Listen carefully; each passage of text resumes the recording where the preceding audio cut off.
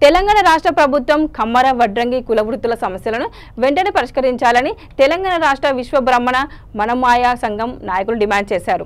Indira park ధర్నా చౌక వద్ద కమ్మరి వడ్రంగి కులవృత్తుల సమస్యల పరిష్కారానికి మహాధర్నా నిర్వహించారు. ఈ ధర్నాలో ఎంపీ ఈటెల రాజేందర్, ఆర్ కృష్ణయ్య, మాజీ స్పీకర్ మధుసూదనాచారి, విశ్వ బ్రాహ్మణ మనుమాయ సంఘం రాష్ట్ర అధ్యక్షులు సుంకోజు కృష్ణమాచారి, రాష్ట్ర ప్రధాన కార్యదర్శి రాళ్లబండి విష్ణుచారి, కోశాధికారి తాటికొండ శ్రీరాములు చారి హాజరయ్యారు. విశ్వ బ్రాహ్మణ కమ్మరి వడ్రంగి కులానికి ప్రత్యేక కార్పొరేషన్ ఏర్పాట్లు చేయాలన్నారు. వచ్చిన పెద్దలు దయచేసి మీరు ఇక్కడ రండి, ముందుకు రండి. అన్న సందేశం ఇస్తాడు ఈటెల రాజేందర్ అన్న మన గురించి అనుకుంటామని చెప్పి మేము మనవి చేస్తూ, ఇవాళ ఇక్కడ ఇంటెలిజెన్స్ వాళ్ళు తప్పకుండా ఉంటారు. ఇంటెలిజెన్స్ మిత్రులారా మీరు రాసుకొని పోండి. ఇవాళ గింత వర్షంలో కూడా బోనాల పండుగ ఒకవైపు జరుగుతుంది, బోనాల పండుగ ఒకవైపు ఉన్నది, గురు పూర్ణిమ ఒకవైపు జరుగుతుంది, కిటకిటలాడుతున్నాయి మొత్తం దేవాలయాలు కూడా. అయినా వర్షమున్నా గురు పూర్ణిమ ఉన్నా ఇవాళ బోనాల పండుగ ఉన్నప్పటికీ కూడా ఇంత సంఖ్యలో వచ్చి ఇవాళ మీరు సంఘీభావం చెప్పినట్టునే దీని తీవ్రత ఏందో ప్రభుత్వానికి అర్థం కావాలి.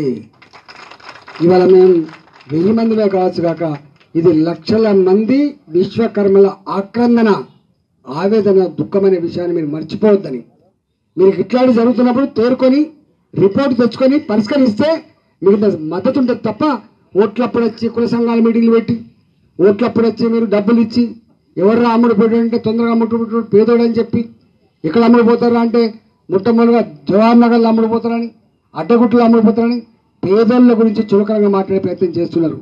కానీ మొన్న మీరు ట్రీట్మెంట్ ఇచ్చినాయి. పేదవాడు ఆకలి ఉండొచ్చు, పేదవాడికి అవసరం ఉండొచ్చు, కానీ పేదవాడికి ఉండే ఆత్మగౌరవం చాలా గొప్పదనే విషయం. త్యాగాల మీద, వాళ్ళ ఆలోచన మీద, వాళ్ళ మేధా సంపత్తి మీద, వాళ్ళ ప్రోత్సాహం మీద తెలంగాణ తెచ్చుకుంటే గా జాతికి ఈ సమస్యలు పరిష్కరించకుండా నువ్వు కళ్ళలో మట్టి కొట్టినావంటే నీ ఆలోచన ఎటుంటుందో ఒకసారి ఆలోచన చేసుకోండి. అందువల్ల మన ఉసురు తగిలింది అనిపిస్తుంది. మన ఉసురు తగిలింది. ప్రభుత్వాలు ఇప్పుడు కూడా కూర్చొని నువ్వు ఏ నిర్ణయం చేయొచ్చు. పలానా అరెస్ట్ చేస్తాడు వాడు, పలానా జైల్లో జైల్లో పెడతాడు వాడు, పలానా తీసుకొచ్చి కొడతాడు వాడు, పలానా గుడిసె కొడతాడు వాడు. కానీ నేను చాలాసార్లు చెప్తున్నా ఈ మధ్యకాలంలో, రాజా పైన ఉన్నటువంటి రాజు ఆదేశాలు ఇవ్వగానే చట్టాన్ని మర్చిపోయి శిష్టాన్ని మర్చిపోయి కేసులు పెట్టినా, సామిలను మూసేసినా, నా కంసాలను తీసుకుపోయి జైల్లో పెట్టినా తాత్కాలికంగా మీకు మద్దతు ప్రభుత్వం ఉండొచ్చు, కానీ శాశ్వతంగా మాత్రం ప్రజాస్వామ్య మద్దతు ఉండదనే విషయం మర్చిపోవద్దు. అందుకే అధికారులు చాలా చెప్తున్నాను, అధికారులారా మీరు జీ హుజూర్ అని చెప్పి బానిసలాగా పనిచేయకండి, చట్టాన్ని లోబడి పనిచేయమని చెప్తున్నాం. చట్టాన్ని లోబడి ఇది మూసేసి రాపో.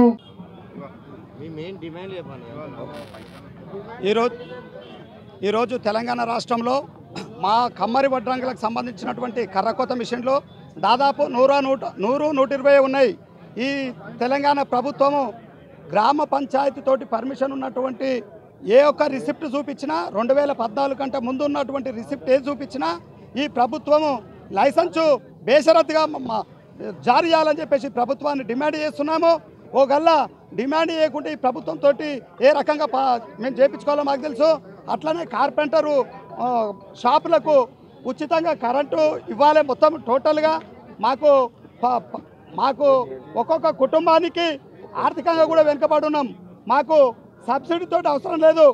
5 లక్షల నుంచి 25 లక్షల వరకు ఈ ప్రభుత్వము మాకు పావుల వడ్డీకే ఇవ్వాలని చెప్పేసి ప్రభుత్వాన్ని డిమాండ్ చేస్తున్నాము.